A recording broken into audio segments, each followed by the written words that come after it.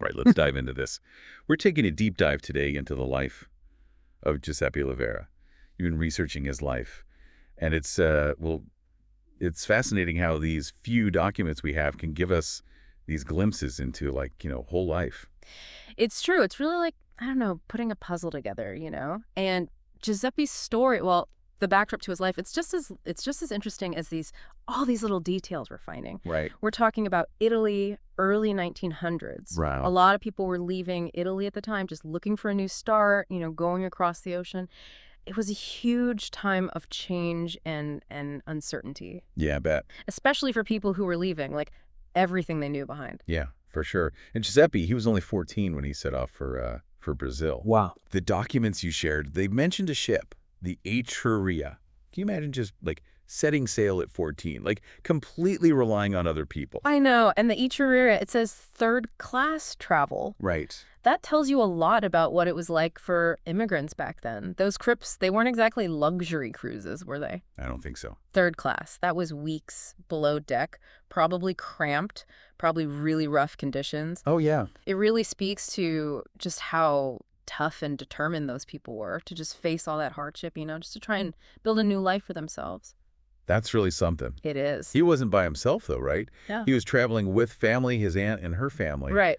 And they were going to Santa Cruz das Palmeiras to work on the coffee plantations. Exactly, and that's a really important part of Giuseppe's story. See, back then, Brazil's coffee production was huge. Really? Oh yeah, these fazendas, these massive coffee estates, they were like the heart of it all. I see. And for so many Italian immigrants, people like Giuseppe and his family, these plantations, that was their chance to start fresh. Wow. Even if it meant backbreaking work, under the Brazilian sun. Yeah.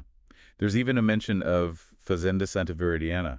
Could that be related? It's definitely possible. These fazendas, they weren't just places to work. They were like little communities themselves.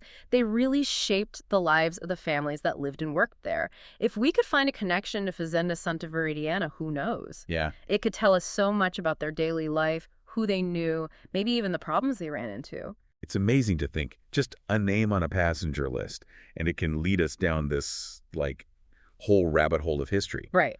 But Giuseppe's story, it doesn't stop there. Hmm? He starts a family, but then, things get kind of interesting. It's funny how, when you dig into the family history, you realize how different things were back then, you know? Absolutely. What people thought was okay, what they expected, it's always changing, right? Totally. Something that seems normal now could have been like a huge scandal back then. Right. And, Giuseppe's story, it's a good example of that. It is.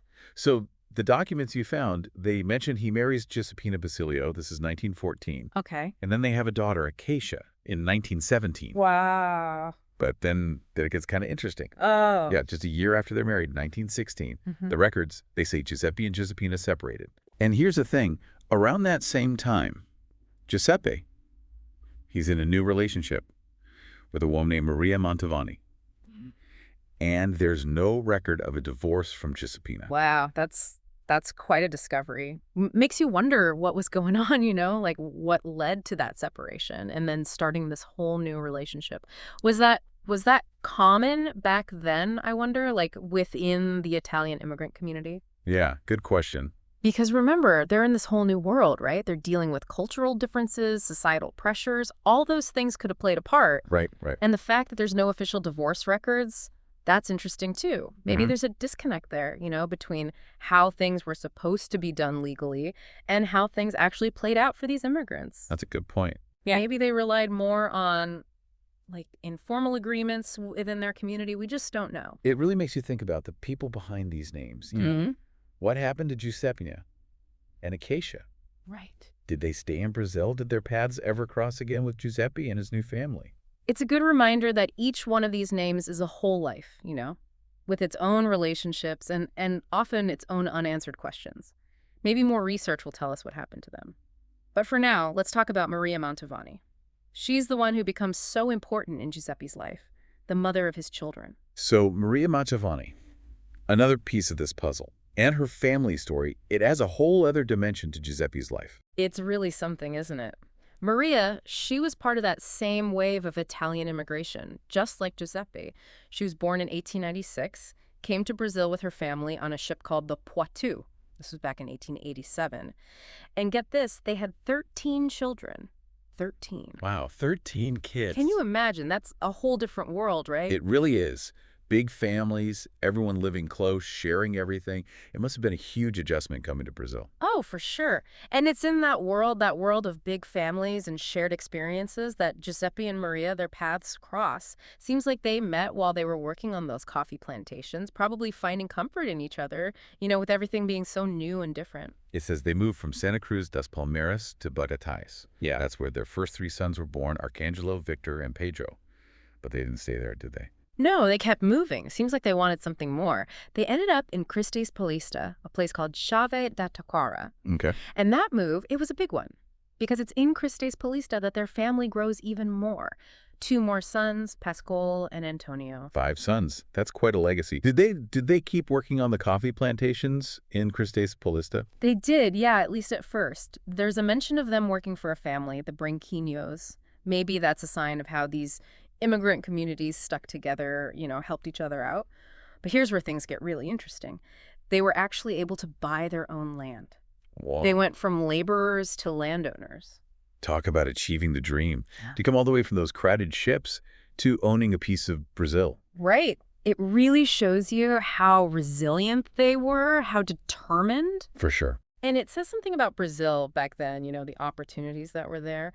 But their journey wasn't over yet. They moved again, this time off the land, into Cristes Paulista proper. They got themselves a house that had been built back in 1917. It was known as Dona Genara's boarding house. A boarding house. Yeah. You can just imagine what that was like. All the people coming and going, all the stories. Exactly. It reminds you that their lives, they weren't lived in a bubble. They were part of this whole community, this web of relationships that went way beyond just their immediate family. And it's in this new home, this boarding house, that Giuseppe and Maria, their story comes to an end. Yeah. Maria died in 1955. Heart attack. They said it was because she missed the countryside so much. Kind of makes you think, doesn't it, about how strong those roots can be, even after you've been gone for so long. It does. Giuseppe died a few years later, in 1961. Chagas disease. It's a bittersweet ending, isn't it? Life full of resilience and love, and all the struggles that come with starting over somewhere new. And they left behind a powerful legacy, 5 sons, each of them with their own path to follow. We get these little glimpses of their sons' lives in these documents. Arcangelo, he became a driver for a funeral home. Victor, he was a laborer, then a bricklayer. Pedro, he's the only one who kept the Levera name going. Pascal married into a family of Spanish immigrants. And then there's Antonio, he became a shoemaker. Each one of them, a part of their parents' story, proof that one life can have ripples that just keep going. It's amazing, really, how a name on a list, a handful of old papers, can open up this whole world, this whole history. It makes you think about all the questions we still have, the mysteries that are still out there. Like, were there other children from Giuseppe's first marriage? What were the specific challenges and triumphs they faced as they built these lives for themselves in Brazil? And that's the thing about genealogy, isn't it? It's a journey, and it never really ends. Every answer just seems to lead to more questions, more stories waiting to be uncovered. So as you keep exploring your own family history, don't be afraid of those unanswered questions, those mysteries. They're often the key to understanding who we are and where we come from.